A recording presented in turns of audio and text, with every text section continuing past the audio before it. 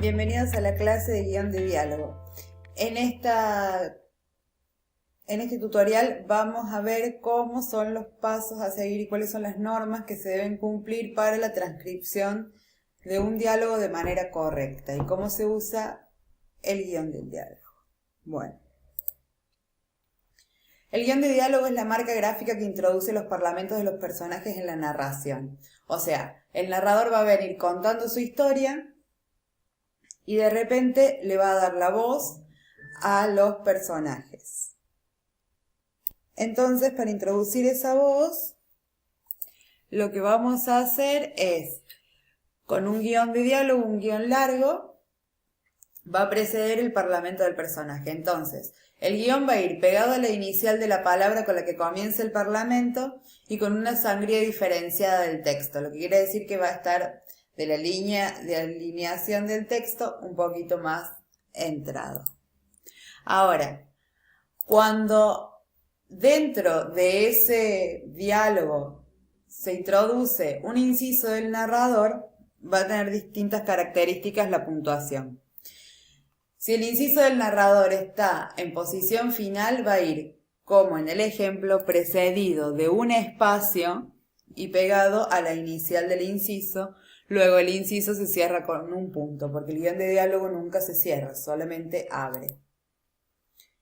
Bien, si el inciso está inserto dentro del parlamento, el guión, como se ve en la imagen, el guión de diálogo va pegado a la inicial y a la última letra del inciso. ¿Sí?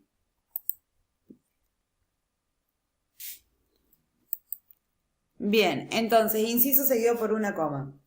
Está el parlamento del personaje, luego el inciso, que tiene un guión adelante y un guión detrás pegado a la inicial y a la última letra del inciso, y después del inciso que cierra, del guión que cierra el inciso del narrador, va la coma.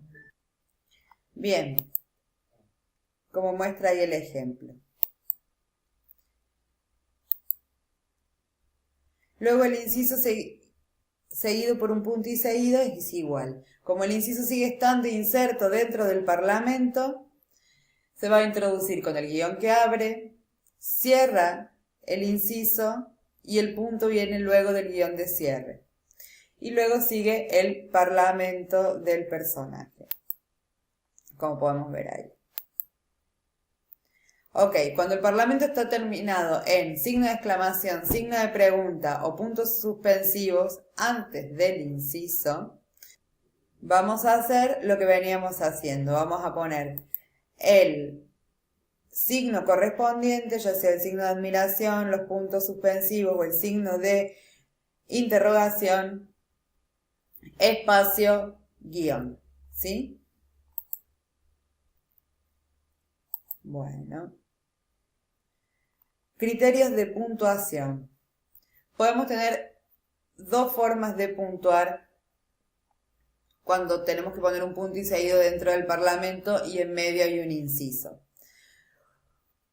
Podemos optar por el primer ejemplo, en donde dice, está bien, el inciso dice, miro por la ventana, pensativo, punto seguido, si no quieres venir te excusaré con mis padres.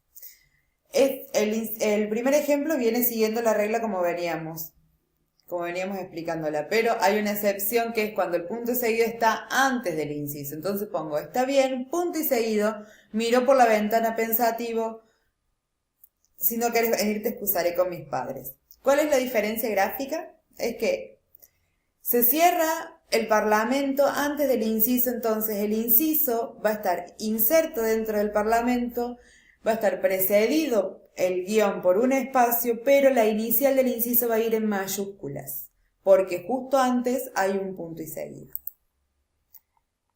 Como podemos ver ahí bien. Bueno.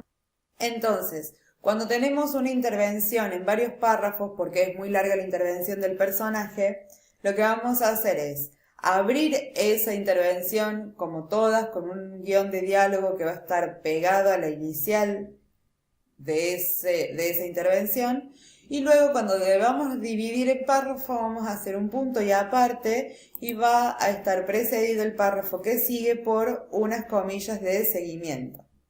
que se van a abrir en cada uno de los párrafos que dure y va a terminar ese párrafo en un punto. Bien, el diálogo dentro del diálogo.